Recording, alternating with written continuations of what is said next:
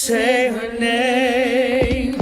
Say her name. Say her name. She cannot be forgotten by us.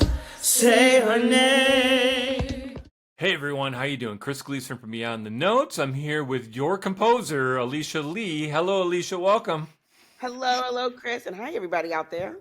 Hey, so the purpose of this interview is we're going to ask some of the questions that you had posed, and out of all, there's so many great questions. We pulled out 10.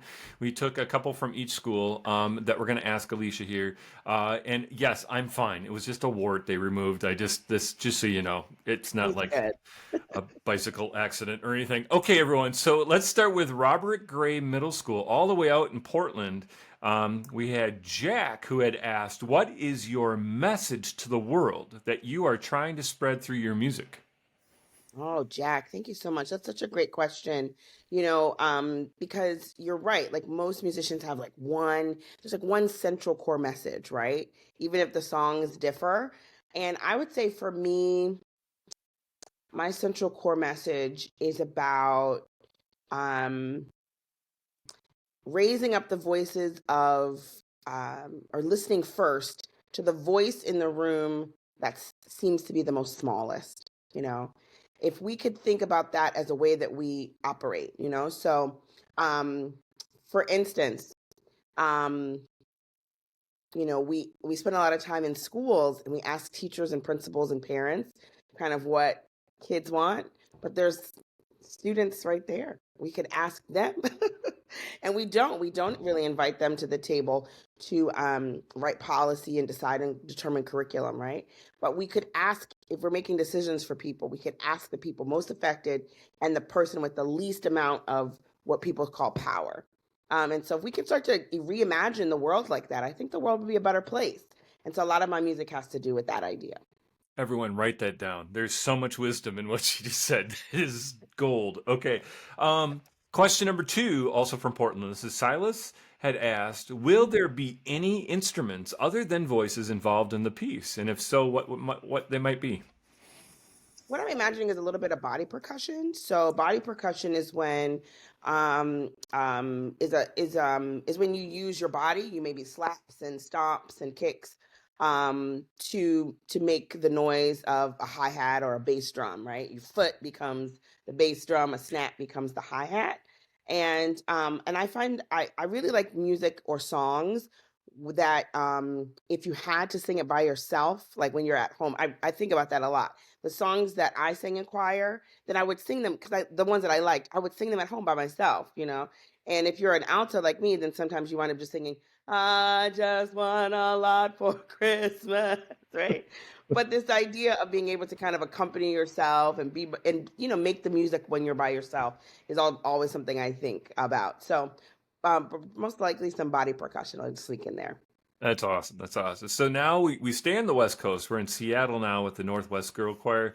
Morgan is asking, what are some things that help writers with writer's block when writing lyrics or the melody and so on? Oh, that's such a great question because the answer is rest. It's the opposite of what you would think. You can't push it, you can't force it. Part of what helps us to write good music or write good poetry or make good paintings, or make good art is living. And so sometimes if you're feeling really overwhelmed with like coming up with new ideas, you just need to actually step back, take a break. Go on a walk with your dog, hit up the rolling rink with your friends, and come back to it with some fresh eyes, some fresh ears. Excellent. Roller Rink. Look it up. It's on YouTube. I'm going later today. There you go. I love it. Asha is asking, who is your biggest musical inspiration? This is so easy. Beyonce. There you go. Beyonce is she's the bee's knees. She's a collaborator. She demonstrates to us how hard she works. A lot of artists try to hide how hard it is to do the work. She's like, no, let me show you. Like, this is what it takes to put together a concert, or this is what it takes to put a record together. It's hours and hours, and it gets a little monotonous. Like, I just love that she's willing to show us. And because she's so dedicated to improving, we reap the benefit of it, surely. But if you listen to her voice over the last 20 years, like, it keeps getting better. That's because she keeps practicing, taking piano lessons, having voice lessons, practicing on her own. Like, she's still doing it. And so I have a lot of respect for that. And so Beyonce. That's awesome. That's awesome. Now we're jumping to Platteville, Wisconsin. Think Southwest. Yeah, it's in the corner. But Adam is asking, when you first started composing, did you put pen to paper or did you compose in a non-traditional way? What advice would you give to emerging composers? Sure. I definitely compose in non-traditional ways. I usually compose with recording equipment.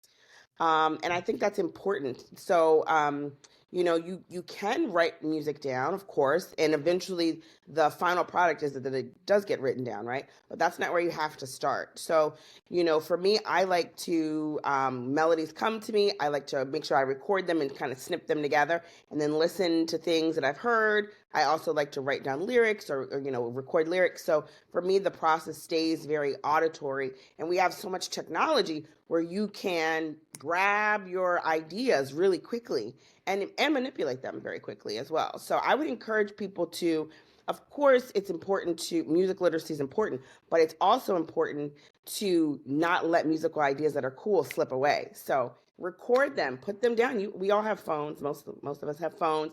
Phones, your computer. There's free apps. There's paid for apps that you can use to record yourself and also hear what things would sound like very quickly, which is exciting. Yeah, yeah. And it's important to remember that your ear is just as important as your head, right?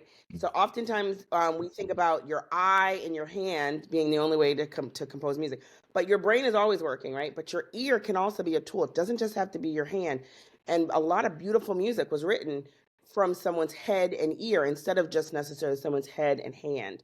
And so your head is always involved. It's not an easy way out to say, "Oh, I recorded it," right? That's something don't think about it like that, because your head is always involved. It's just about where do you want to put it for the meantime. And in the end, of course, a lot of music, especially choral music, is going to have to be written down so that it can be shared. That's the vehicle we have right now to share music, right? But it doesn't have to start that way, and your finished product doesn't have to be the score either. There's lots of ways. Think about all the a cappella, choral groups, right?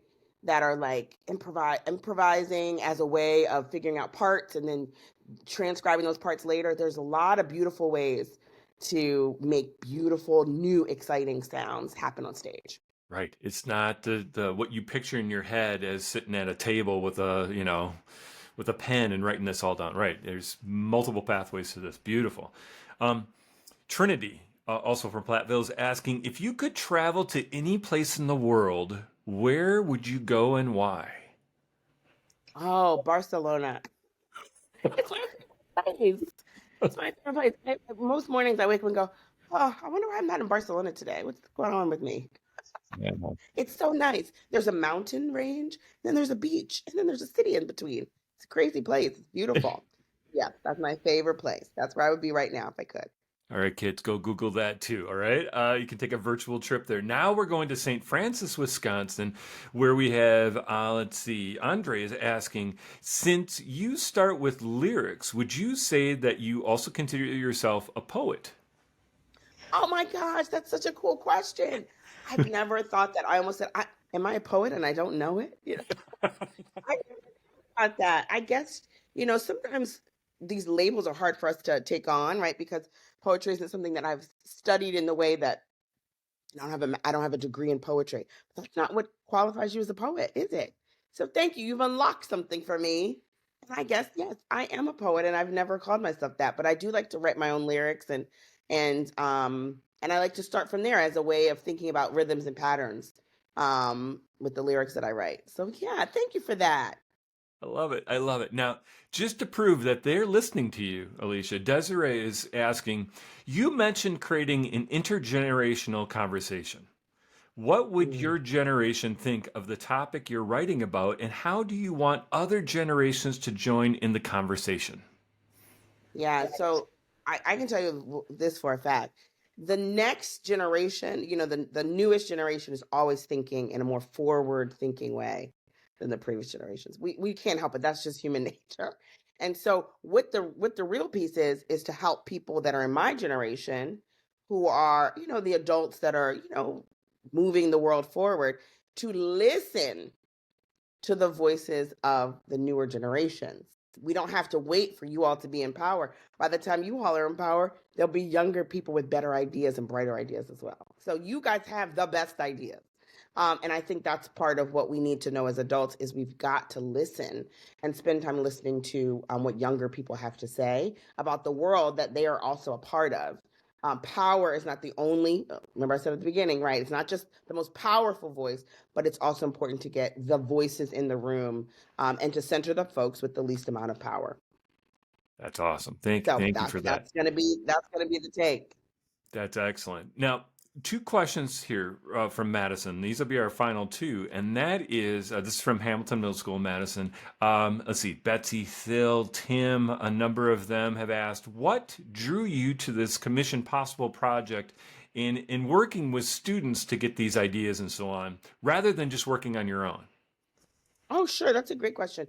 Well, I'm going to just say, Mr. Gleason has come up with an incredible process for us of getting to hear voices from young people from all across the country to kind of synthesize ideas. You all have also so enthusiastically engaged in the process. So just the process alone, like every time I'm backstage with Chris and these things, I'm always like, thank you so much for developing this great process. And it's a process very similar to how I've created music in the past, meaning I've written music for adult choirs and youth choirs in the past where I went and spent time with that choir first and was like, so what's going on? Like, what are y'all thinking about? What are y'all doing? What's it like singing together? What's the different vibe here? Like, what's special about this place? And listened and then also observed a bit and then reflected back to them. The song was a reflection back to them of what I noticed or learned about them. So that's a process that I enjoy a lot. And so I'm glad that Mr. Gleason invited me to participate, and also that this process exists, right? That we can hear from so many young people from all over. It's beautiful, beautiful, and I'm excited. Well, we are grateful to have you. And our final question here is from Sophia, Alex, Austin. These are some eighth graders in Madison. They asked, how has music shaped and changed you as a person? And is there any specific piece of music that you feel that has had a big impact on your life? Absolutely. Thank you so much for that great question. And yes, music has changed me a great deal. As a young person, I wanted to be an attorney. When I discovered I liked music, I was very shocked. Not that I didn't like to listen and sing to music, but when I discovered, like, oh, this is something that is filling my soul in a way that was different than I anticipated. And I was in middle school at the time, and everyone I knew was shocked when I said, "Hey, I'm going to go audition for the arts high school." People were like, "There's what? You're going to be a lawyer?" Everybody knew that about me. And so music has transformed my whole life. Being an artist, calling yourself an artist, is such a gift because it means it invites you. That's why I was like, oh, I've never called myself a poet. Now I feel it's a gift, right? But being called an artist is an invitation to use creativity as the central point of your life, to always think and have the audacity to think, this is this way, but it could be different because I know for a fact that we could create something new, right? And so it's a way of living and a way of looking at the world. When I see something that I don't like in society, or when I see something I don't like at the grocery store, right? I know instead of just being like, oh, it's just the way it is, that's not really an artist's point of view. Artists always think it could be different. We could create something new, right? And so that's such a gift. And so I'm really grateful to music to have that. My brain is oriented towards that way of it doesn't have to be like this. Something new could replace it. We could always create something new. And the best creations, of course, creations where we work together. And then the music that has changed my life, of course, I'm just going to say Beyonce. This summer I went to the Renaissance tour 4 times. I've seen the film in the theater 3 times. I'm sure I'll see it again before the end of the holiday. And so I am such a beehiver. And this latest Beyonce album has been transformative for me. And, it's the same thing. It's about just like new ideas, like just hearing a song that sounds different, right? Or a texture or a timbre in an instrument or a song that's different than things we've heard before is so exciting to me. And so I'm going to go with the Renaissance album lately. Love it. Love it. Kids, that was a TED Talk. Like, take all that, write it down. It was all just so much good stuff there. Yep. Thank you for this work.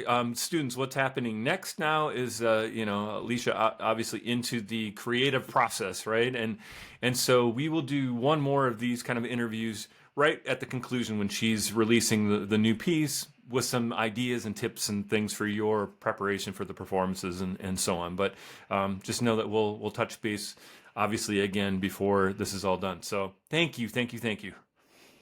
See everybody soon. Say her name.